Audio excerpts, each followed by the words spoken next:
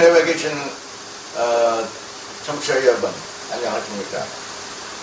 우리 판찰나 방송은 한국 역사상 최초로 우리말의 어원과 학술 방송으로서 역할을 하고자 출범했습니다. 오늘도 여러가지 어원에 대한 말씀을 드리겠습니다.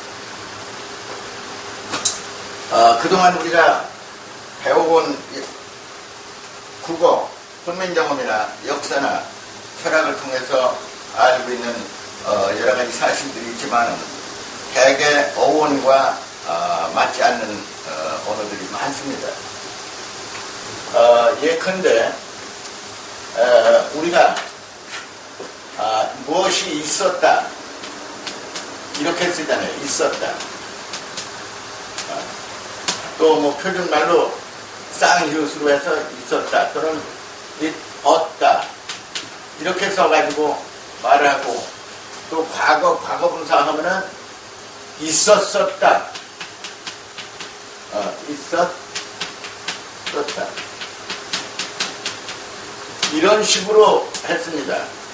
그러나 어원을 보면은 있다는 말은 is입니다. 또는 ish, 이게 have라는 동사입니다. 이거. 또는 possess, 무엇을 소유하고 있다는 뜻입니다. 그래서 우리가 말할 때 있을 유자를 두고 이실유라고 기록해놨어요. 이실유, 있을 유가 아니라 이실유라고 써놨어요. 어디에 그렇게 되어 있냐면은 그 중종 때 세자들을 가르치는 교과서입니다. 이게 신중유합이라고. 신중유합은 먼저도 말씀드렸지만은 여기에 한자 3천자를 기록했습니다. 한자 3천자를 기록해 놓고 거기다가 음과 뜻을 표기해 놨습니다. 이것이 중종 때 세자 앞으로 왕자들을 갖다가 가르치던 교과서입니다. 이거는 유명한 유의춘 선생이 저작한 겁니다. 유자, 있을 유자하고 유의춘.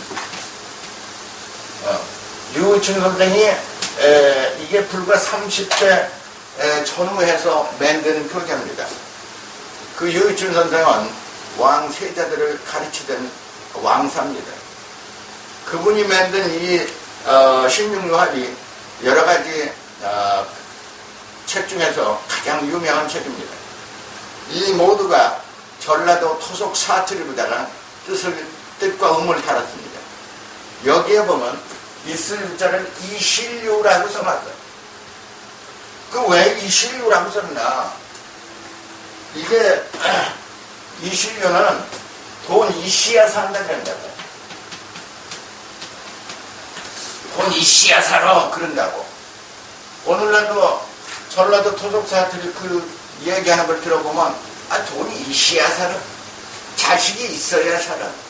아들이 이씨야 돼야. 전부 이씨야입니다. 그러면 지금 문제되는 게 뭐냐 하면은 예를 들어서 있었다 하면 이 표기를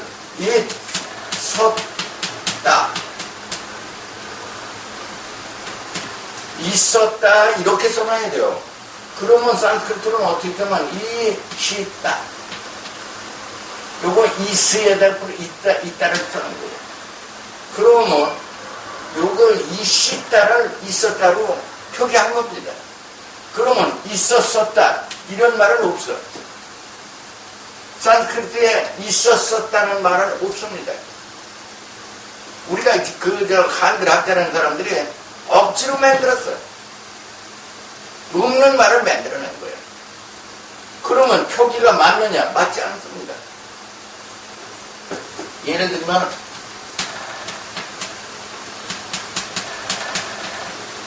그러면 있었다라고 읽어야 돼요. 그러면 이 표기가 뭐냐 이거지. 이 표기는 이시야 산다는 이거하고 이시야, 이 시야, 이 시야가 to have 또는 to be got, to be gotten. 예를 들어서 무엇을 수동태로 한데도 이 시에서 한다는 뜻이 여기 나오고, 그러면 이렇게 해서 어원과 맞아야지 되는 거다 이거지. 그러면은 옛날에 이것을 이렇게 오늘날 표준어로 표기를 주장한 사람들이 최현배, 이승 등등 이 사람들이 주장합니다. 그 다음에 이 반대로 이 원형대로 훈민정음의 표기대로 세종대왕께서 하신 표기대로 해야 된다는 것이 또 다른 사람들의 주장이었습니다. 그래서 그 이의승이나 그 사람들 최현배 이 파에서 주장하는 이 말로다가 결정이 되었습니다. 그래서 억지로 그 쓰는 거예요.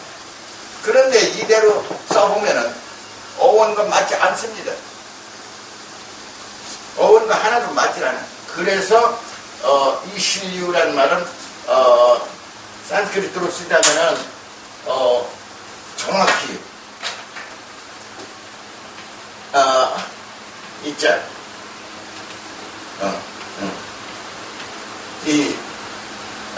이 시야는 이렇게 쓰고 이 시야 산수 이렇게 써야지 있다는 뜻이 됩니다.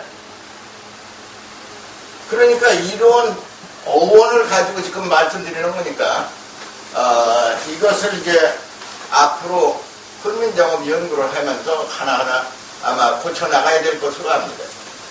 그렇지 않고 이것을 고치지 않게 되면 언어와 생각하는데 혼란이 일어나서 나라가 어지럽습니다.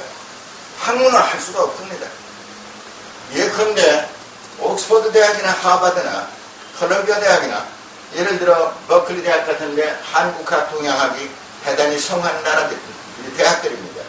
거기서도 이 어원과 맞춰서 가르치고 있는데 한국에서 이 어원을 모르고 그냥 마구잡이로 가르치게 되면은 문제가 대단히 심각합니다. 그래서 이 어원을 제대로 연구를 하려면은 늘 얘기입니다.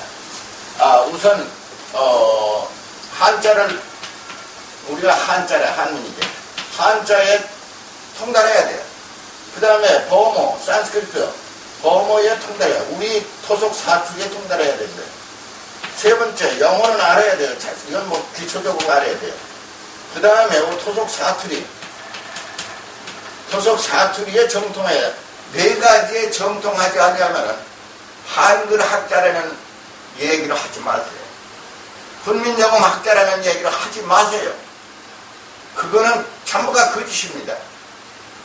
이 어원을 우리 한국말의 어원을 찾으려면 우리가 있다는 있다 또는 있다 이 말 하나를 연구하고 탐구할 때도 이 언어의 어원을 모르면 이것을 할 방법이 없어요.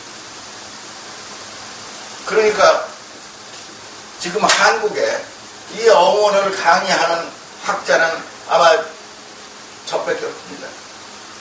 훈민정음 창제 후 근 600여 년이 되지만은 훈민정음과 한자와 우리말의 어원을 얘기하는 사람은 최초로 저밖에 없습니다. 그래서 이 어원을 연구를 해가지고 우리가 우리의 언어나 역사나 철학을 올바르게 정립해야 된다는 주장이 제가 하는 얘기입니다. 예컨대 지혜라고 썼을 적에 누누이 말씀드렸어요. 지혜라고 썼을 적에 이거를 니라고 써놓고 이걸 회라고 써놨습니다. 그리고 이걸 거순이라고 써놨어요. 그러면 이렇게 동국정운의 표기가 지혜는 니 회라 여기 동그라미 원칙은 피어리어드나 마찬가지예요. 더 이상 발음하지 말라는 뜻입니다. 그래서 뒤해라고 써놓고 이제 거순이라고 써놨어요.